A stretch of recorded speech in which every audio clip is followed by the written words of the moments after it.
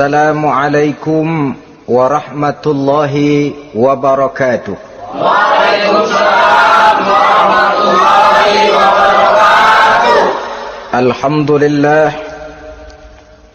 Alhamdulillahil jabbaril qahhar, al-azizil ghaffar, khaliqil jannati wan nar. Wassalatu wassalamu ala sayyidina wa maulana Muhammadinil Mukhtar wa ala alihi wa ashabihil adhar. Amma ba'du. Saudara-saudara kaum muslimin rahimakumullah. Pada pertemuan kali ini kita akan membicarakan tentang neraka dan calon-calon penghuninya. Sesungguhnya kalau kita bicara tentang neraka, artinya kita bicara tentang akhirat. Dan kalau kita bicara tentang akhirat, kita bicara tentang alam gaib yang merupakan salah satu dari rukun iman yang 6, percaya kepada alam gaib. Kalau sudah bicara alam gaib, maka ini di luar batas kemampuan nilai-nilai ilmiah dan di luar batas kemampuan renungan filsafat. Ilmu pengetahuan akan buntu kalau sudah membicarakan alam gaib. Artinya kehidupan di akhirat itu tidak bisa diteliti secara ilmiah. Filsafat pun akan ngambang kalau sudah membicarakan kehidupan di alam gaib. Karena itu kalau kita kembali kepada logika, jika kita ingin mengerti tentang caranya membuat bangku, kita pergi ke tukang bangku dan bertanya kepadanya. Kita ingin mengerti cara membuat mobil, kita pergi ke tukang mobil, ke bengkel mobil dan bertanya kepada ahlinya. Pun dalam urusan alam gaib, sudah sewajarnya kita kembali kepada penjelasan dari sang pencipta alam gaib, yakni Allah subhanahu wa ta'ala. Dan melalui kitabullah Al-Quranul Karim, Allah telah menjelaskan masalah-masalah gaib berupa kehidupan di sorga dan neraka itu secara jelas dan pasti. Dengan kata lain, di dalam membicarakan tentang neraka ini, yang menjadi dasar daripada pemikiran kita adalah rasa iman kepada Allah subhanahu wa ta'ala. Karena soal neraka tidak pernah bisa dibuktikan dengan ilmu pengetahuan. Tidak bisa diselidiki sebab orang yang sudah pulang ke sana pun tidak pernah kembali lagi kemari untuk kita tanya bagaimana hal ihwal keadaan di sana. Saudara-saudara kaum muslimin rahimakumullah. Neraka dalam istilah Quran selalu disebut dengan narun, yaitu suatu tempat di akhirat nanti yang wujudnya berupa api yang bergejolak, bernyala dengan teramat dahsyatnya, sehingga dapat mengelupaskan kepala setiap orang dan menjulang ke hati. Diriwayatkan oleh Imam Bukhari dan Muslim bahwa Rasulullah sallallahu alaihi wasallam pernah bersabda, narukum hazihi allati tuqiduna juz'un min sab'ina jazaan min harri jahannam. Qalu wallahi in kanat lakafiyatun ya Rasulullah. Qala fa innaha fadulat bi 69 jazaa. Apimu yang kamu pakai di dunia ini, kata Nabi, untuk memasak, untuk menyalakan lampu, api yang kau pakai di dunia ini cuma satu bagian kecil dari 70 kali bagian panasnya neraka jahanam.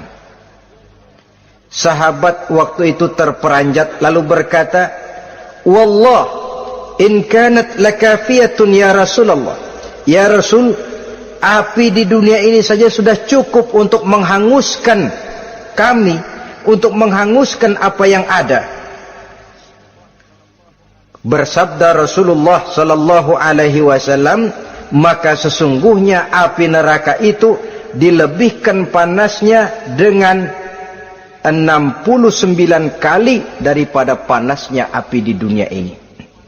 Jadi sepanas-panasnya api yang pernah kita rasakan di dunia ini, maka api di neraka nanti 69 kali lebih panas dari api yang kita rasakan paling panas di dunia. Hadis yang senada dengan penjelasan ini di samping Jawahirul Bukhari, kita bisa menemukannya dalam Mukhtasar Tazkiratul Qurtubi dan Mukhtasar Ibnu Abi Jamrah misalnya. Saudara-saudara kaum muslimin rahimakumullah.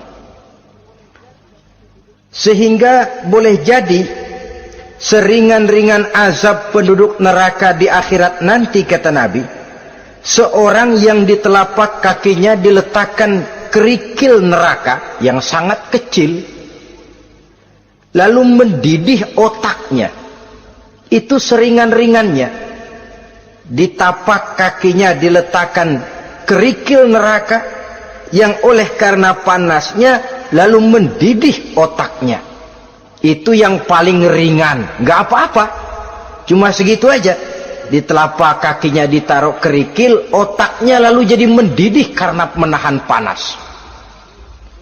Pantas kalau satu hari Luqmanul Hakim pernah memberikan nasihat kepada anaknya, kata beliau, "Anakku, kerjakanlah dosa seberapa kekuatanmu menanggung azab Allah, dan laksanakan ibadah seberapa hajat dan keperluanmu kepada Allah.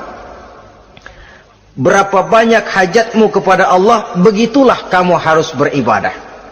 Kalau kamu merasa tidak berhajat dan tidak perlu apa-apa kepada Allah, ya tidak usah ibadah." Logikanya kan begitu. Saudara-saudara, dalam hidup ini ada nggak yang nggak perlu kepada Allah? Ada nggak? Seluruh kita memerlukan Allah. Karena itu Luqman betul dengan bahasa diplomatis, "Anakku, kerjakan ibadah seberapa hajatmu kepada Allah. Makin banyak hajatmu kepada Allah, makin banyak hendaknya kamu melaksanakan ibadah. Tapi kalau kamu sudah merasa bisa hidup tanpa Allah, persilahkan kamu tidak usah ibadah." Sebaliknya, kerjakan dosa seberapa kekuatanmu menanggung azab siksaan Allah. Kalau merasa sudah belajar ilmu kebal, kira-kira di neraka nanti nggak apa-apa, persilahkan kerjakan dosa sebanyak-banyaknya. Tapi kalau masih berpikir, gua mah jangan dibakar di neraka, nginjak puntung rokok gua lompat. Kalau masih berpikir ke situ, ya hati-hati, saudara-saudara.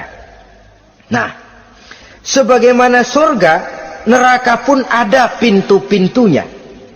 Dan yang melalui pintu-pintu itu sesuai dengan dosa yang dia kerjakan pada waktu kehidupannya di dunia ini. Jadi setelah manusia diadili, mereka kumpul di padang mahsyar beramai-ramai. Yang mendapat kitab di tangan kanan, yang selamat dari proses pengadilan, yang sudah nyata lebih banyak kebaikannya daripada kesalahannya, wajah mereka berseri-seri.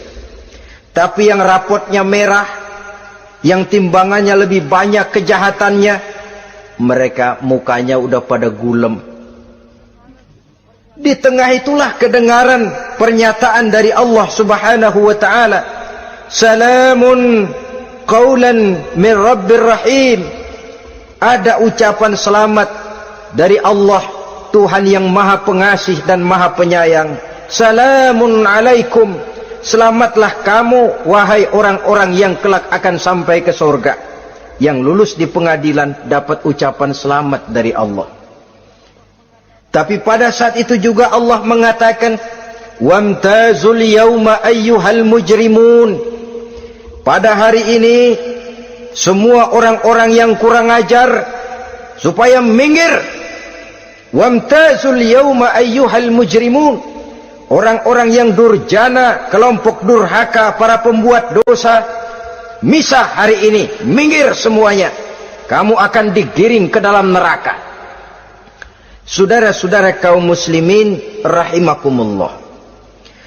Baik mereka yang akan menuju surga, baik mereka yang akan masuk ke dalam neraka, sama melintasi satu jembatan yang melintang di atas neraka. Dalam surah Maryam ayat 71 dan 72, walaupun jembatan itu tidak digambarkan secara jelas, tapi kita temukan penjelasan Allah sebagai berikut. Wa inna minkum illa wariduha kana ala rabbika hatman maqdiyya thumma nunajjil ladzina taqaw wa nazaru zalimina fiha jasiyya. Saudara-saudara, dan tidak ada setiap orang pun kecuali mereka akan melalui api neraka itu. Adapun orang-orang yang bertakwa, mereka diselamatkan oleh Allah, sedangkan orang-orang yang zalim, mereka terlempar ke dalam jurang neraka. Nah, itu yang dinamakan dengan sirat.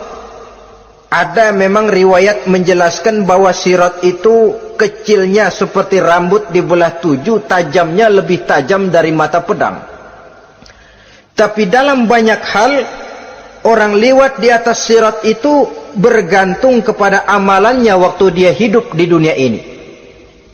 Maka jangan heran ada orang yang lewat di atas sirat itu seperti kilat, lep, sudah sampai di surga.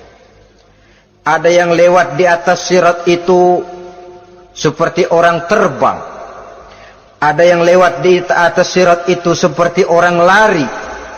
Ada yang seperti jalannya onta. Ada yang merangkak. Ada yang gelantungan. Ada yang sudah hampir sampai ke tepian sana untuk masuk ke dalam surga, terpeleset nyemplung juga ke dalam neraka. Sesuai dengan amalan pada waktu mereka hidup di kehidupan dunia yang sekarang ini.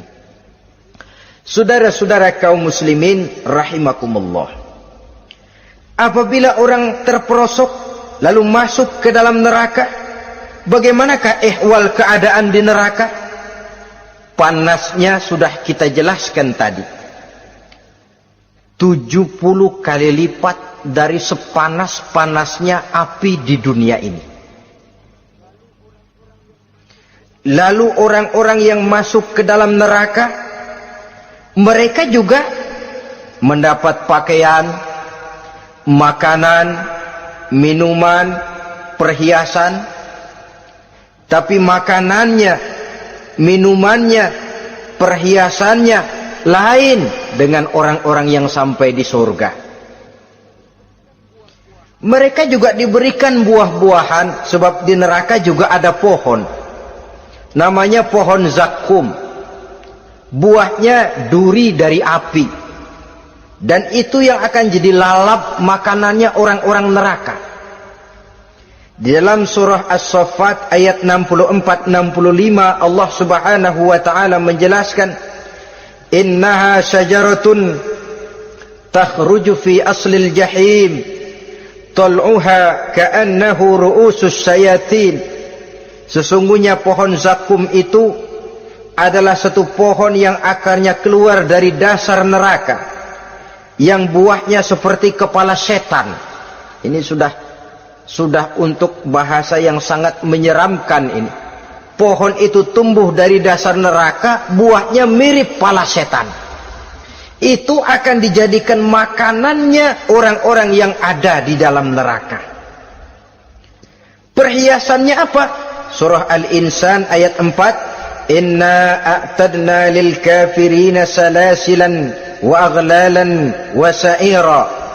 Sesungguhnya kami sediakan bagi orang-orang kafir itu di dalam neraka segala macam rantai, cambuk-cambuk dan belenggu-belenggu neraka, terbuat dari api neraka, siap untuk merantai, membelenggu dan mencambuk mereka. Jadi dikasih perhiasan, lehernya dikalungin rantai, tangannya dipakein belenggu, ada cambuk-cambuk yang seluruhnya terbuat dari api neraka. Begitu mereka sampai ke pintu neraka, yang namanya malaikat Zabaniyah, penjaga neraka, udah bukan main gemesnya dah. Ya, nyambutnya nggak ada ramahnya, lain sama malaikat Ridwan, penjaga surga. Ramah, murah senyum, Begitu orang mau masuk surga, salamun alaikum tibtum fadkhuluha khalidin. Keselamatan atas kamu, sungguh kamu telah beruntung. Sekaranglah masuk kamu ke dalam surga dan kekalah tinggal selama-lamanya di sana. Ramah, murah senyum, selamat datang, selamat tiba di tempat yang penuh kenikmatan. Mari persilahkan. Ini malaikat Ridwan. Malaikat Malik, malaikat Zabaniyah lain lagi. Dia nungguin pabrik. Sadis menerima, matanya melotot. Ini dia manusia-manusia kurang ajar yang waktu di dunia sudah datang para rasul, sudah turun agama, sudah datang Al-Quran, tapi belagak pilon. Sini loh, nih rantai belenggu, lalu dirangkeng, dimasukkan ke dalam neraka. Na'udzubillah summa na'udzubillah. Saudara-saudara, lalu terpikir oleh kita, kalau begitu panasnya api neraka, sekali lempar orang terus mati dong. Ya enak kalau boleh begitu sih. Begitu dilempar ke neraka terus mati, enak. Ternyata tidak. Kepedihan neraka adalah kepedihan yang kekal dan terus menerus. Tidak satu saat pun orang-orang di dalam neraka pernah merasakan kesenangan. Tidak sesaat pun. Kali semenit kayak ngasok, enggak, terus menerus berada dalam kepedihan yang tiada tara. Al-Quran menjelaskan, kullama nadijat juluduhum baddalnahum juludan ghairaha. Apabila hancur kulitnya, kami ganti dengan kulit yang baru. Supaya apa? Liyazukul azab, biar dia rasain azab. Tuh, rasain dulu.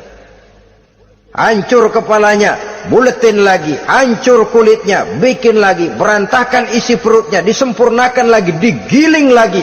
Terus menerus begitu, tidak sedetik pun penduduk neraka itu pernah mengalami istirahat. Barangkali pakai jam istirahat lumayan, ini enggak ada. Ada bel, keneng, istirahat, azab dicabut. Tidak. Terus menerus dan selalu begitu. Satu detik saja pun mereka tidak pernah istirahat dari siksaan dan azab yang mereka terima. Saudara-saudara kaum muslimin rahimakumullah. Lalu bagaimana keadaan mereka? Ada orang-orang di dalam neraka itu yang dikenakan pakaian dari api neraka. Luar biasa. Dikasih pakaian dinas dari api. Kemudian kepalanya dituangi air yang sedang mendidih, yang dengan tuangan air itu dihancur luluhkan segala isi perutnya dan kulit-kulitnya. Setelah itu mereka dicambuk dengan cambuk-cambuk dari besi. Apabila mereka hendak keluar dari neraka, mereka dicampakkan kembali ke dalamnya dan dikatakan kepada mereka, rasakan siksaan yang membakar ini. Dalam surah Al-Hajj ayat 19 sampai 22 kita bisa simak firman Allah Subhanahu wa taala. Fallazina kafaru qutti'at lahum siyabun min nar yusabbu min fawqi ru'usihimul jahim yus'aru bihi ma fi butunihim wal julud wa lahum maqami'u min hadid kullama aradu an yakhruju minha min ghammin u'idu fiha wa zuqu 'azabal hariq. Na'udzubillah summa na'udzubillah. Diberikan pakaian dari api, melolong, menyayat dia, memilukan, merintih dan meraung-raung. Lalu kepalanya diguyuri dengan air yang sangat mendidih. Hancur luluh isi perutnya, masih dicambuk lagi dengan cambuk-cambuk dari besi. Mereka merambat, mereka meraung, mereka hendak lari, mereka ingin keluar dari neraka. Tapi tiap kali mereka merambat ingin keluar, ditarik lagi. Kalau ucara kita, ayo, mau kemana lo? Apa kata malaikat penjaga neraka? Zuku azabal hariq, rasain nih, makan pencarian lo waktu di dunia. Saudara-saudara, lalu ada pula siksaan penduduk neraka itu, di mana dahi, lambung dan punggung mereka dipanggang dengan api neraka. Allah Karim. Kita di dunia ini tertusuk paku saja waktu berjalan sudah bukan main pedihnya. Tertusuk duri saja sudah bukan main pedihnya. Ini punggungnya, lambungnya macam disate, dipanggang dari api neraka. Dalam At-Taubah ayat 35 kita temukan firman Allah, fi nari jahannama fatukwa biha hibahuhum wa junubuhum wa zuhuruhum, na'udzubillah summa na'udzubillah. Kemudian ada pula penduduk neraka itu yang disiksa, lehernya diikat dengan rantai. Mereka spontan diseret-seret dengan sekeras-kerasnya dan dilemparkan ke dalam lautan air yang sedang mendidih. Kemudian mereka dibakar dalam api yang bergejolak dan menyala-nyala. Pada surah Al-Mu'min ayat 71 dan 72 Allah Subhanahu wa taala menjelaskan, izil aghlalu fi a'nakihim wassalasil yushabuna fil hamim summa fin nari yusjarun. Ketika belenggu dan rantai dipasang di leher mereka supaya mereka diseret ke dalam air yang sangat panas, kemudian mereka dibakar dalam api. Ada lagi penduduk neraka yang dipegang jambulnya lalu diseret ke tengah-tengah neraka, kemudian kepalanya digerujuki dengan air yang mendidih seperti yang dijelaskan dalam surah Ad-Dukhan ayat 47 dan 49. Pendeknya, azab dan siksaan neraka itu sesuailah dengan amalan dosa yang dikerjakan manusia pada waktu kehidupan di dunia ini. Maka dalam puncak perjalanan Mi'raj misalnya, kepada Rasulullah sallallahu alaihi wasallam diberikan berbagai macam penglihatan sebagai contoh dan tamsil dari kehidupan di dunia ini.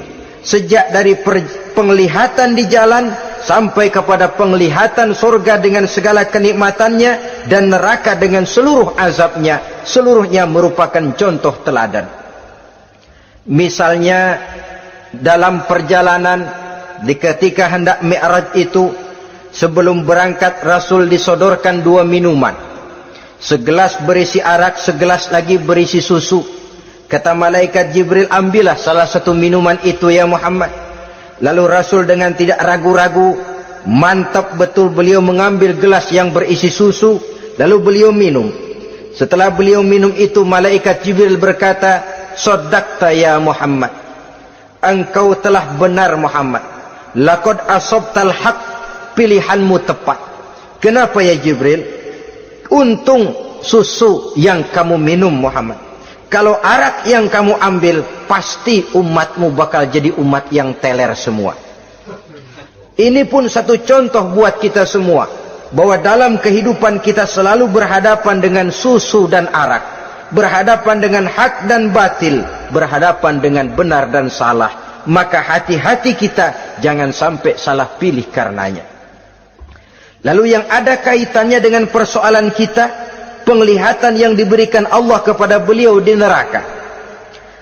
Beliau melihat sekelompok orang dilontari kepalanya dengan batu dari api neraka.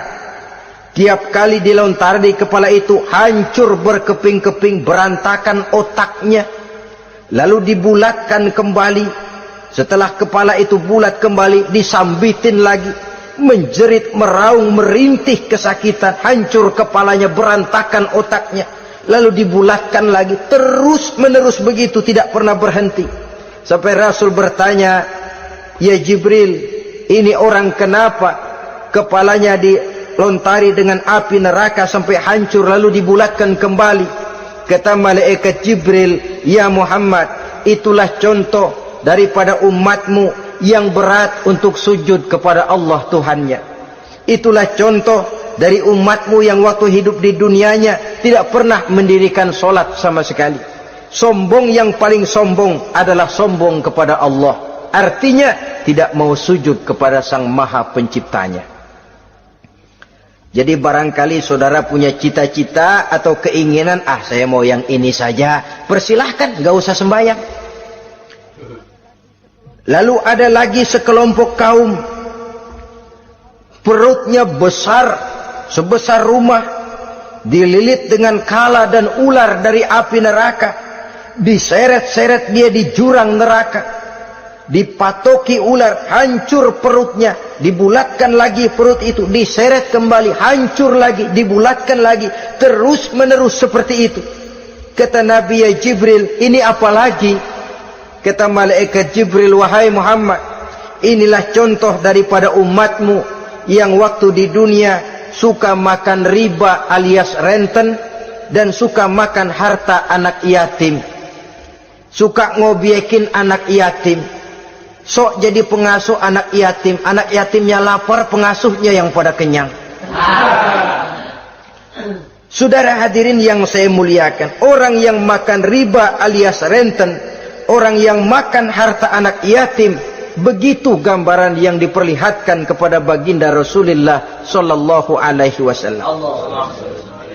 Sebagian lagi ada penduduk neraka yang kukunya terbuat dari tembaga dari api neraka, panjang sangat kukunya itu, lalu mencakar-cakar mukanya sendiri, hancur mukanya, berantakan, dicakari oleh kukunya itu, lalu dibulatkan lagi, dicakar lagi, hancur lagi, dibulatkan lagi.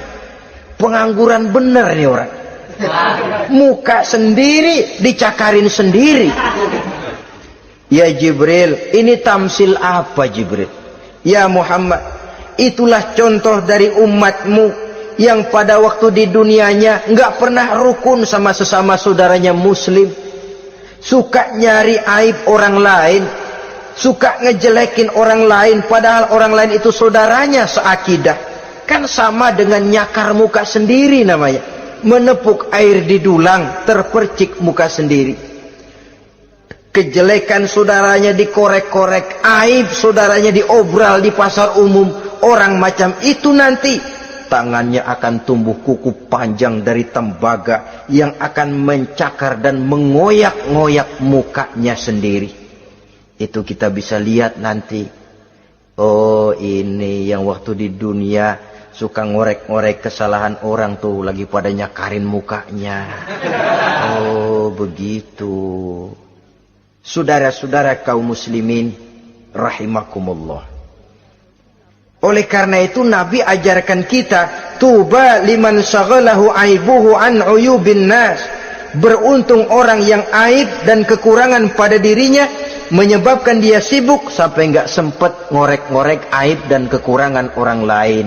Introspeksi. Beruntung orang yang celak dirinya menyebabkan dia sibuk dan tidak sempat ngorek-ngorek aib pada diri orang lain.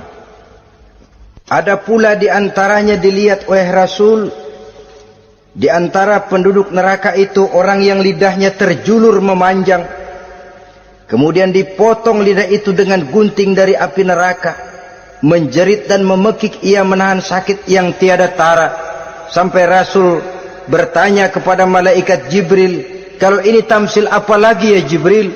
Kata malaikat Jibril, wahai Muhammad, inilah contoh dari umatmu, orang-orang yang waktu di dunia tidak pandai menjaga lidahnya, suka menggunjing orang, suka memfitnah orang, suka ghibah dan namimah, suka ngomongin orang di belakang yang bersangkutan. Maka hari ini lidahnya menjulur menjadi panjang dan dipotong dengan gunting dari api neraka.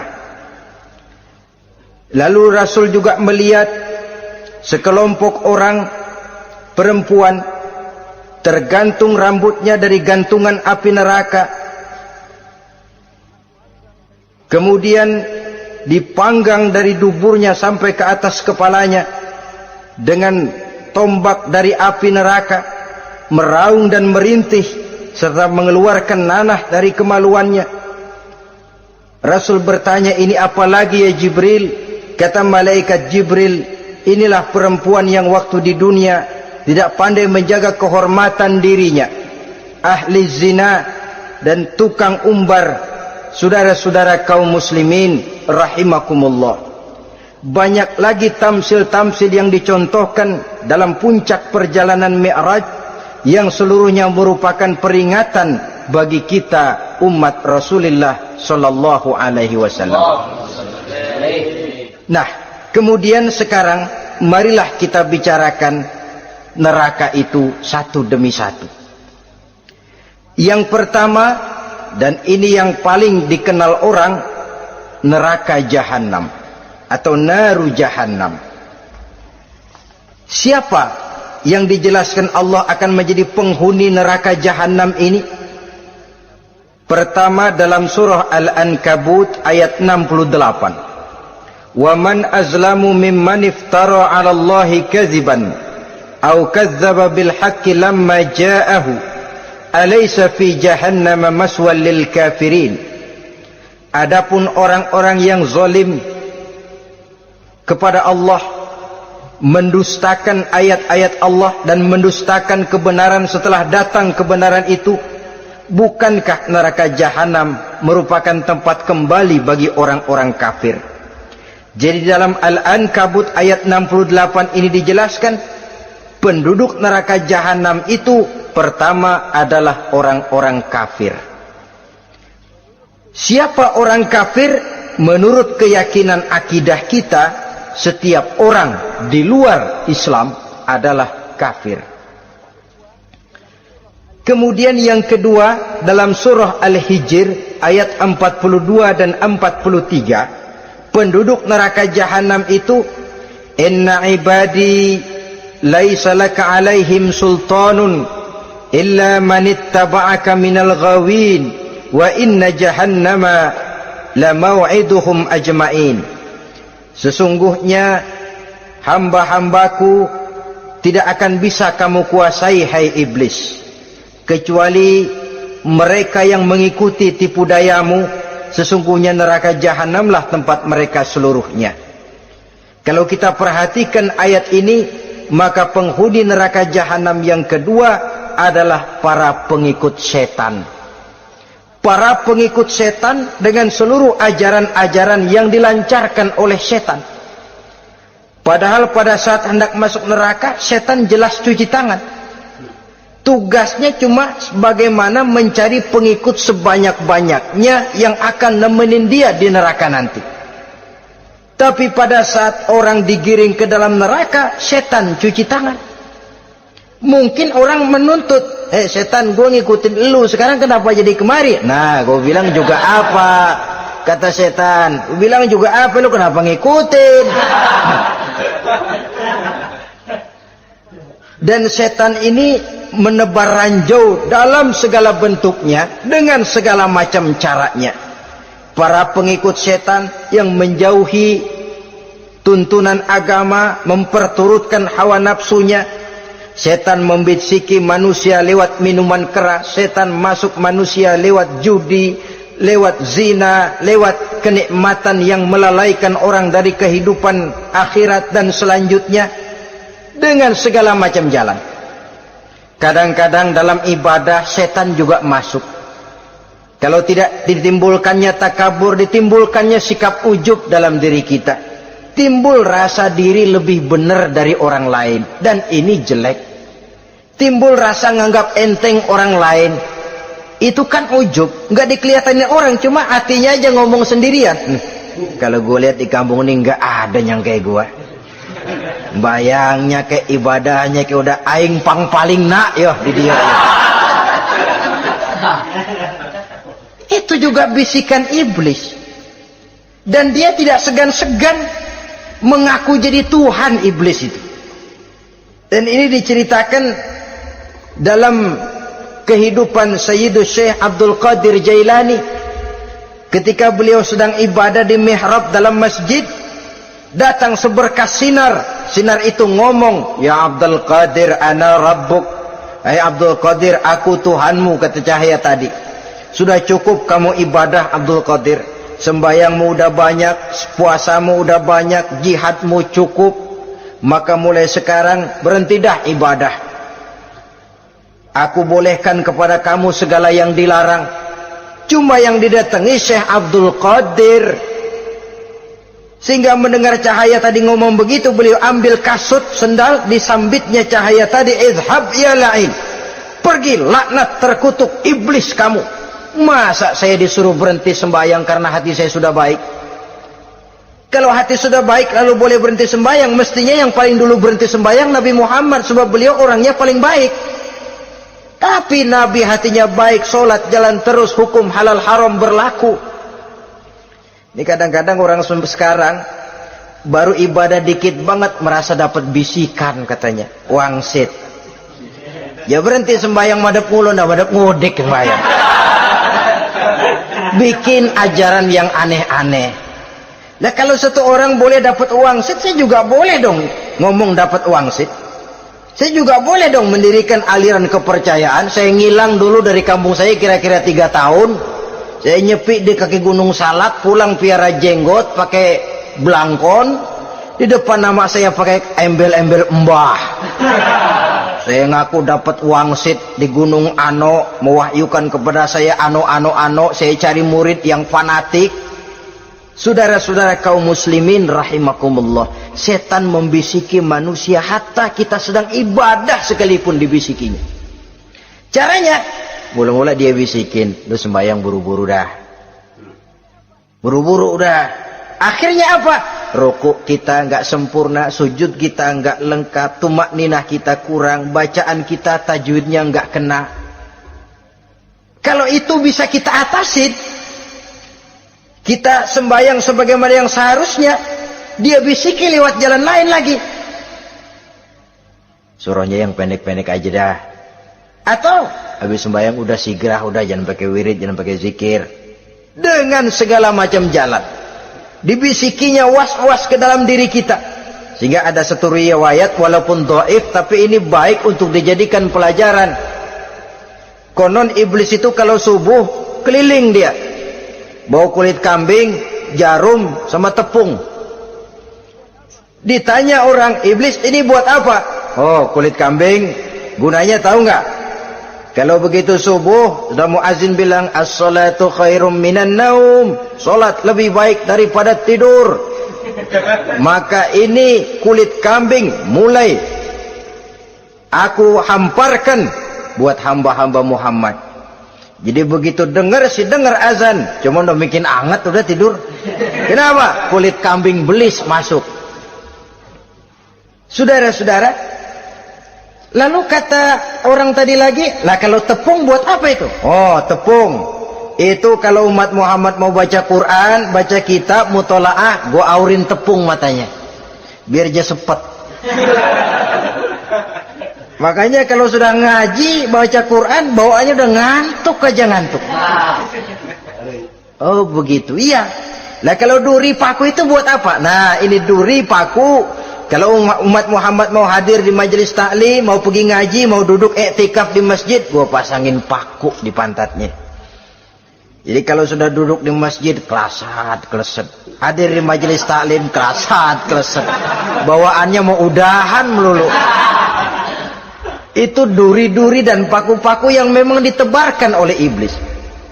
Saudara-saudara kaum muslimin rahimakumullah, jadi para pengikut setan dengan segala macam perangkapnya ini pun, ya perangkap setan itu ya dunia itu ya isinya harta, tahta, wanita. Kan perangkap dunia itu. Harta, tahta, wanita, ini sering bikin orang buta. Perangkap dunia dan merupakan perangkap setan sekaligus. Nah, yang ketiga, penghuni neraka jahanam adalah para pembuat dosa, orang-orang yang durhaka. Dalam Toha ayat 74 Allah menjelaskan, innahu may ya'ti rabbahu mujriman fa inna lahu jahannam. Sesungguhnya orang-orang yang datang menghadap Allah dengan berlumuran dosa, maka sesungguhnya bagi mereka adalah neraka jahanam. Dan yang keempat, penghuni neraka jahanam orang yang kufur nikmat. Tidak cuma kufur iman, tapi kufur nikmat bisa menyebabkan orang masuk neraka jahanam. belum pernah merasakan dalam hidupnya bahwa Allah memberikan nikmat kepadanya, bagaimanapun besar karunia dan nikmat itu. Dalam surah Ibrahim ayat 28-29 Allah menjelaskan, alam tara ilal ladzina baddalu ni'matallahi kufran wa ahallu qaumahum darul bawar jahannama yaslaunaha wa bi'sal qarar. Tidaklah engkau perhatikan, tidaklah kau lihat orang-orang yang mengganti, menukar nikmat Tuhannya dengan kekufuran. Diberikan nikmat berupa Islam, digantinya dengan kekufuran. Dia tidak tahan kesengsaraan dunia lalu memilih kesengsaraan akhirat. Padahal kesengsaraan akhirat lebih abadi dari kesengsaraan dunia. Ada orang yang gak tahan miskin dunia, lalu menjatuhkan pilihan lebih memilih miskin akhirat. Ya Allah, keliru besar. Karena nggak tahan hidup miskin di dunia, ada yang nawarin ngasih super mie 3 bungkus, iman telap. Ada yang ngasih beras, pindah agama. Ada yang bawain pakaian bekas, tukar akidah, pindah iman. Innalillah. Ditukar kemiskinan dunia dengan kemiskinan akhirat. Padahal kemiskinan dunia berapa tahun? Setahun umur manusia. Sepanjang-panjang umur orang sekarang kan. 100 tahun udah jarang umur orang sekarang. 70 aja udah cakep tuh. Sebenarnya kalau 70 tuh ada jatah lebih tuh, 7 tahun. Toh kalau ikut Nabi 63 tahun kan, Nabi wafat. Kalau kita sudah umur 70 tuh ada jatah ekstra 7 tahun. Oh ya, dimanfaatkan baik-baik mestinya. Taruhlah kemiskinan dunia, bagaimanapun melaratnya dunia, bagaimanapun sengsaranya dunia, cuma sebatas umur kita. Tapi kalau nikmat Islam ini harus kita tukar dengan yang lain. Baddalu ni'matallahi kufran, menukar, mengganti nikmat yang diberikan Allah dengan kekufuran. Artinya kita menukar kemiskinan sementara dan kita memilih kesengsaraan dan kemiskinan abadi. Di akhirat kita miskin, di neraka kita miskin, miskin abadi. Di neraka kita sengsara, sengsara abadi. Saudara-saudara kaum muslimin rahimakumullah, itu neraka jahanam. Yang kedua dinamakan neraka jahim. Siapa mereka ini para penghuninya? Siapa mereka ini para penghuninya? Pertama dalam surah At-Takatsur, yaitu orang-orang yang bermegah-megah dengan dunia, menumpuk-numpuk harta, lalu lupa dengan kesibukan harta itu, lupa kepada kehidupan yang akhirat nanti. Alhaakumut takatsur hatta zurtumul maqabir kalla sawfa ta'lamun summa kalla sawfa ta'lamun kalla law ta'lamuna ilmal yaqin la tarawunnal jahim. Kamu telah lalai akibat apa? At-takatsur. Ini penyakit pertama yang menyebabkan orang sampai ke neraka jahim. Penyakit takatsur. Dan itu penyakit zaman sekarang. Berlomba-lomba dengan kemegahan materi, berlomba-lomba dengan kemegahan dunia. Padahal kalau urusan itu kita berlomba, tidak akan pernah sampai finish. Percayalah itu, tidak akan pernah finish. Sebab kemegahan dunia siklus, lingkaran setan. Kita anggap kalau punya duit 1 juta tenang, punya 1 juta berubah pikiran, lain lagi. Kita anggap kalau punya mobil enak, sudah punya mobil, lain lagi problemnya. Kita anggap kalau rumah sudah gedung, enak hidup, punya rumah gedung, lain lagi problemnya. Makanya pesan Nabi, kalau ingin hidup tenang, urusan dunia lihat ke bawah, urusan akhirat lihat ke atas. Sering dicontohkan kalau punya mobil, bilang alhamdulillah kita punya mobil, tangga kita cuma punya motor. Kata yang punya motor, syukur banget kita punya motor, tangga kita punya sepeda doang. Kemana-mana kekejek mulu, dayung. Kata yang punya sepeda, alhamdulillah kita punya sepeda, tetangga kita cuma jalan kaki, kemana-mana ngetuk mulu. Kata yang jalan kaki, alhamdulillah masih bisa jalan, tangga kita sebelah lumpuh bertahun-tahun nggak kemana-mana. Kata yang lumpuh, alhamdulillah masih hidup, tangga kita kemarin mati nggak balik lagi. Itu dalam urusan dunia. sehingga sifat takasur ini hilang. Tapi urusan akhirat, lihat ke atas. Kalau dia begitu sibuknya bisa jaga sholat, kenapa saya tidak? Kalau dia hidupnya sederhana, rajin sedekah, kenapa saya yang lebih kok enggak sanggup? Kalau dia bisa baca Quran, kenapa saya enggak? Lalu timbul gairah ingin mencontoh. Mencontoh orang dalam urusan ibadah menimbulkan ketenangan jiwa. Dan itu ada garis finishnya. Tapi kalau yang lumpuh lihat yang bisa jalan, lihat yang naik sepeda, yang sepeda punya lihat motor, sudah punya motor lihat mobil, lihat pesawat terbang, lihat kereta api. Kapanlah awak nih mau bersyukur? Yang ada kurang saja, padahal nikmat itu tidak pernah berhenti. Bukan dilarang orang kaya, tetapi perlombaan memperkaya diri itu yang dilarang. Karena kalau sudah perlombaan namanya jor-joran sifatnya. Prinsipnya tujuan menghalalkan cara ini yang dijaga oleh agama. Saudara-saudara, selain penyakit takasur yang menyebabkan orang sampai ke neraka jahim, juga perbuatan durjana. Dalam Al-Infitor ayat 13-14, innal abrara lafi na'im wa innal fujjara lafi jahim.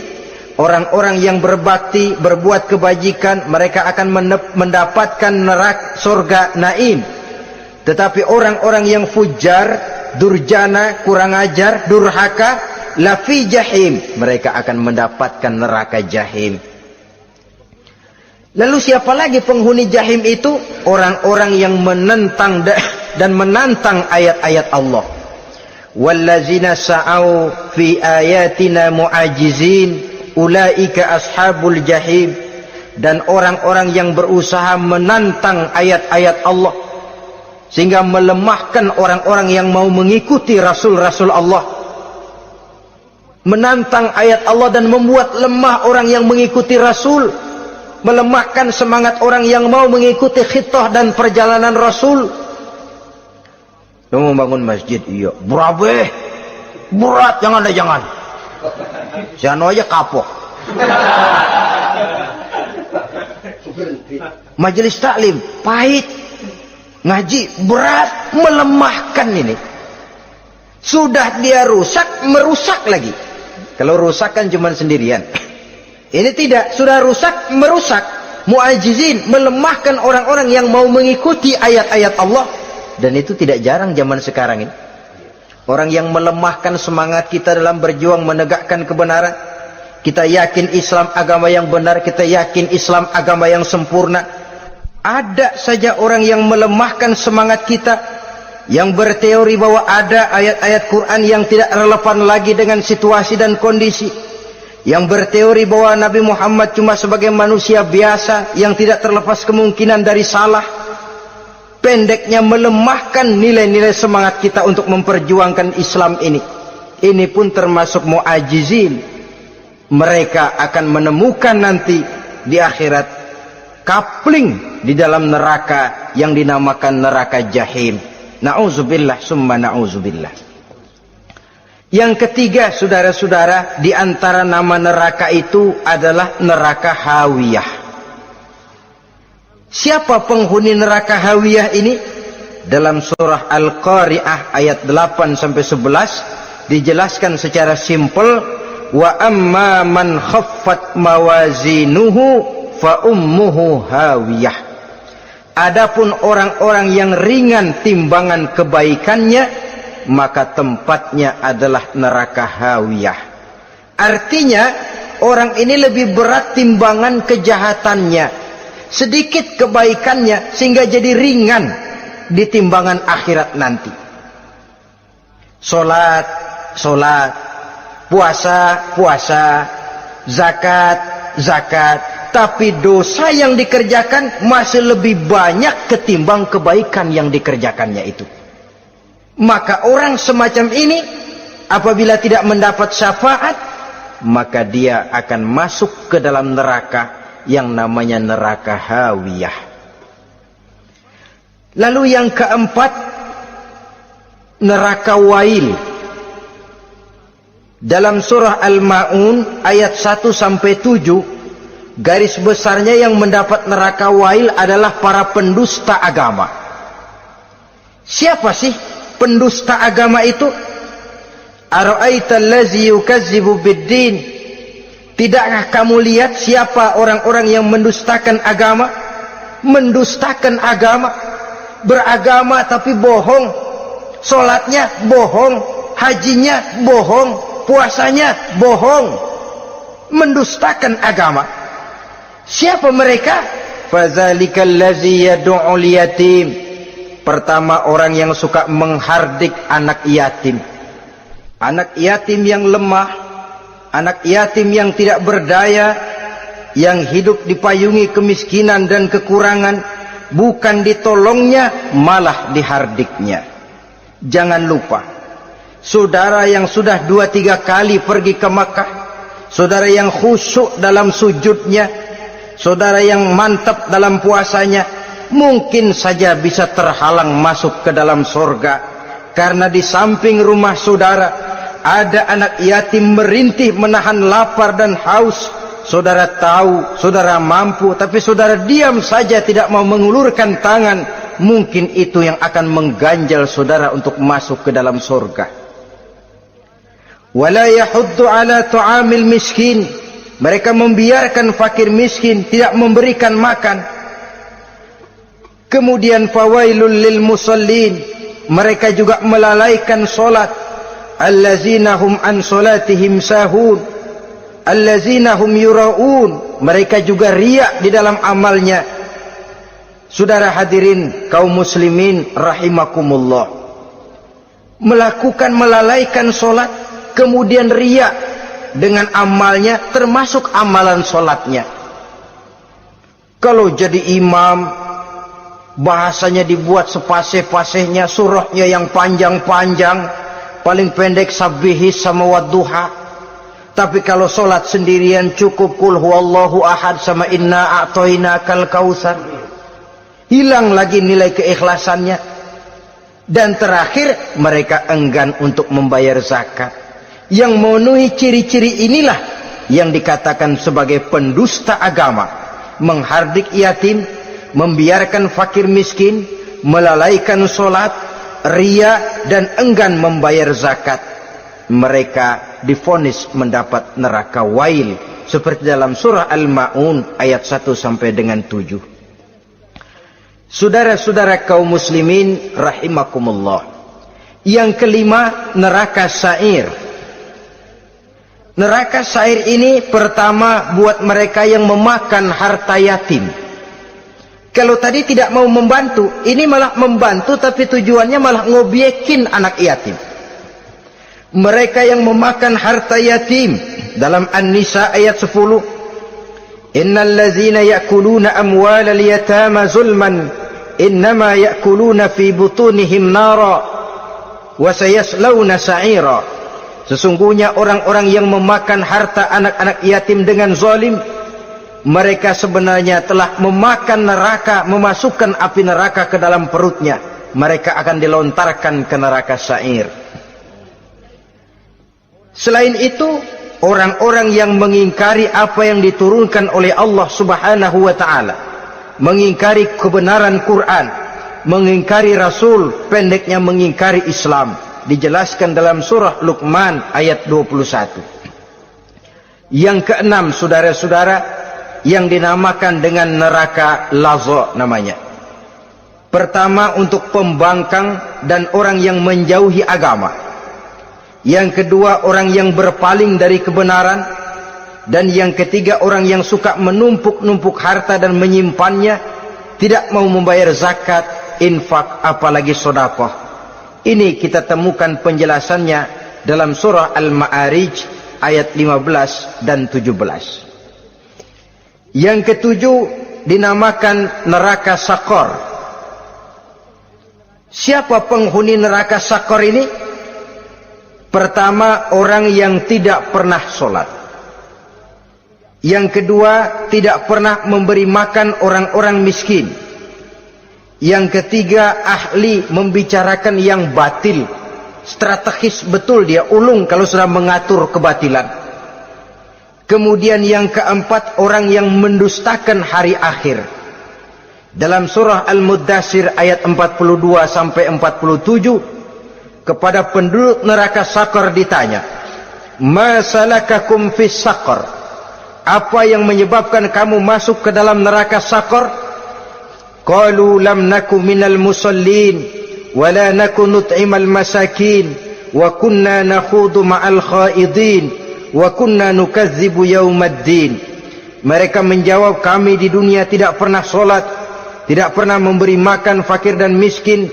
Kami selalu berkumpul dengan orang-orang yang batil dan membicarakan kebatilan, dan kami mendustakan adanya hari akhir. Yang kedelapan, yang terakhir adalah neraka Khutamah. Ini diperuntukkan bagi para pengumpat, pencela, para penghina orang lain, mencari aib saudaranya, kemudian juga mereka menumpuk, menghitung-hitung harta, lalu kikir dan bakhil dengan hartanya itu.